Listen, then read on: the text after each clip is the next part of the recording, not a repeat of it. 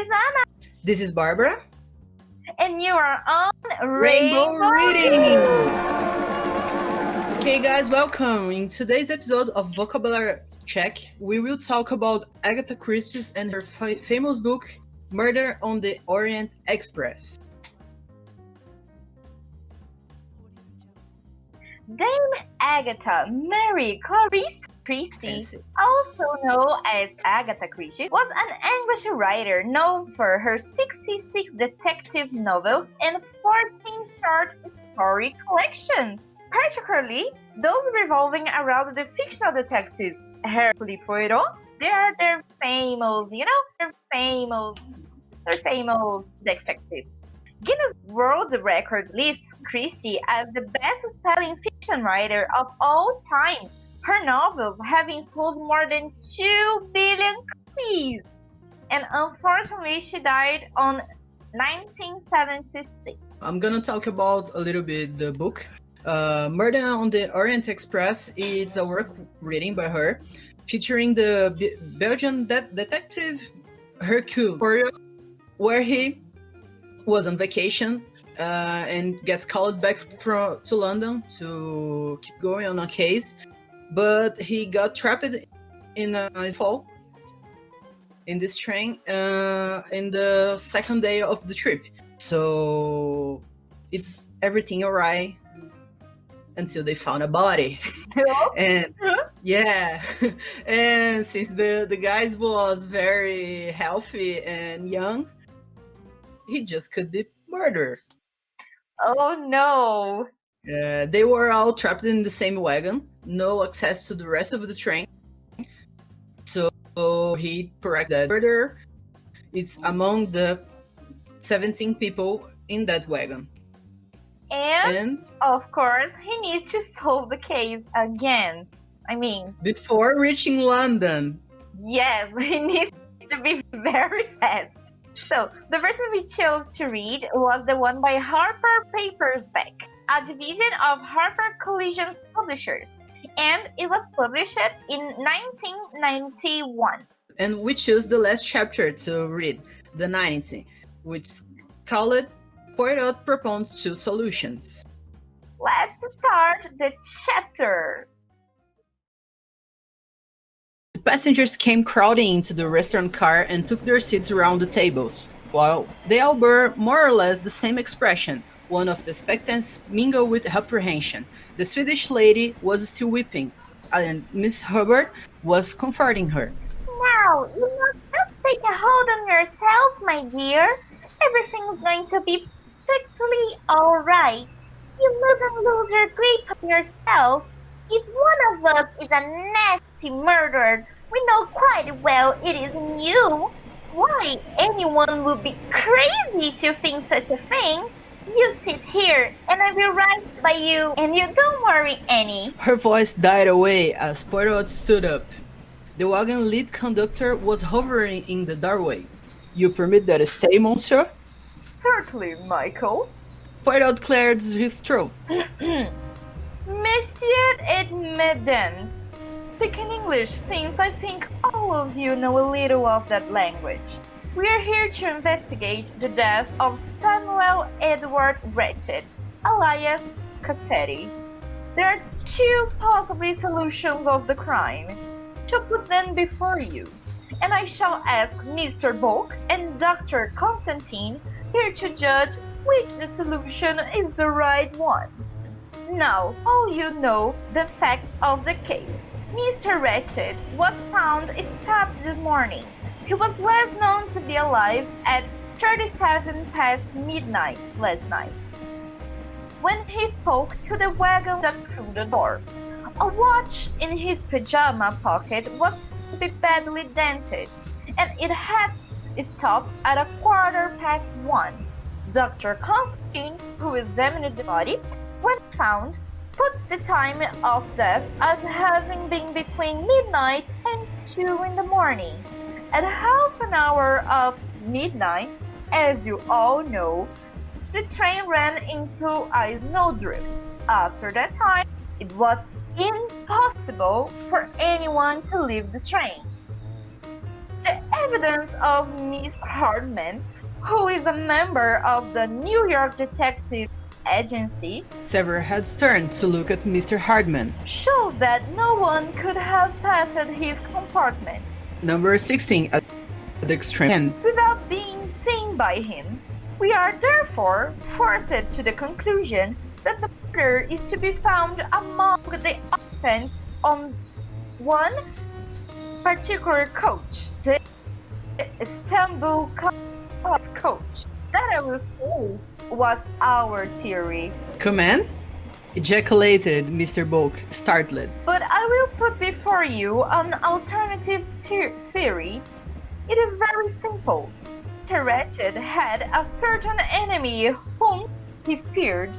He gave Mr. Hardman a description of this enemy, told him that the attempt, if made at all, would probably be made on the second night out from Istanbul.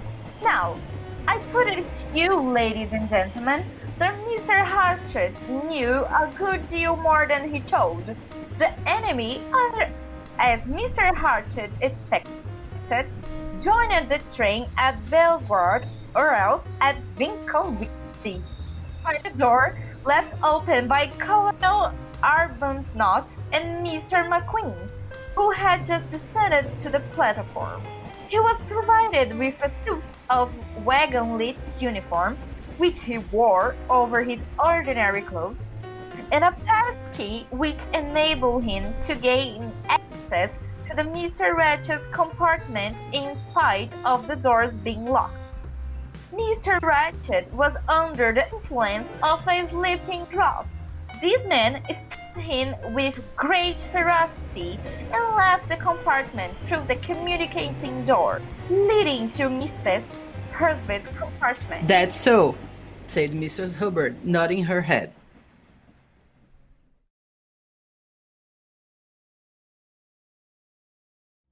So, Anna, I have a question for you, since I know Agatha is one of your favorite writers, especially the Poirot books. Yes. What do you think about the vocabulary used in her book? I mean, if you think about it, it's a little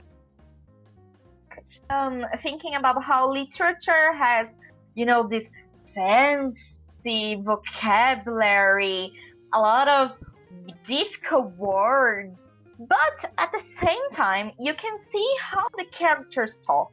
They are fancy, they are noble, like they are rich, like they are part of the high class of the society.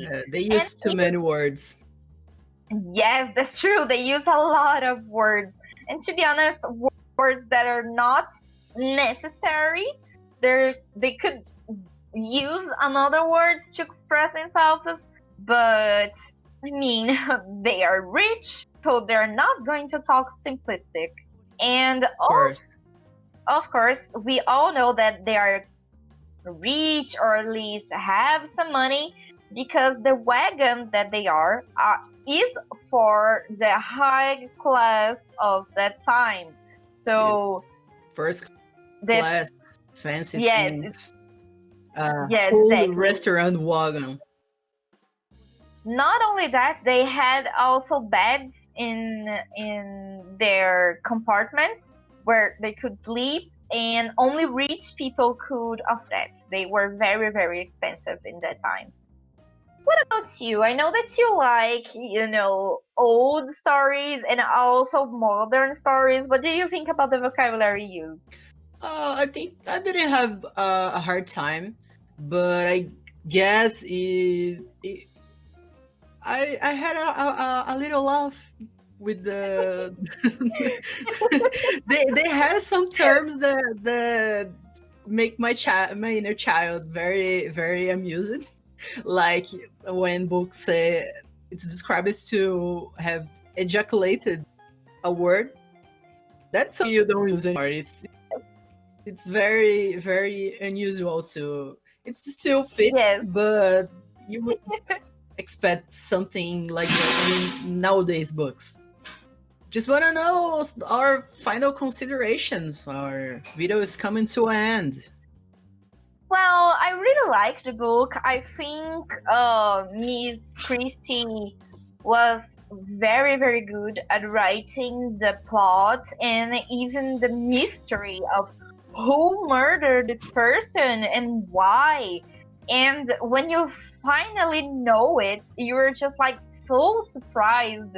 And it's, to be honest, for me, it was a very satisfactory, discovery. Yeah. I really, really liked it. What about you, Barb? I can say I don't fancy police thrillers because I want to know what happens. Usually the characters, and I can find myself caring about the characters. So I just want to get to the end and understand who killed who and why. And I know the journey it's the biggest, more enriching part of the book, but in this kind of book I don't like. However, really? yeah. However, I really like her. He's an amazing character, so it gets better. So I read some of the Christie's books, and this one is my favorite because I can feel the characters are more deeper. And in the end, you got some.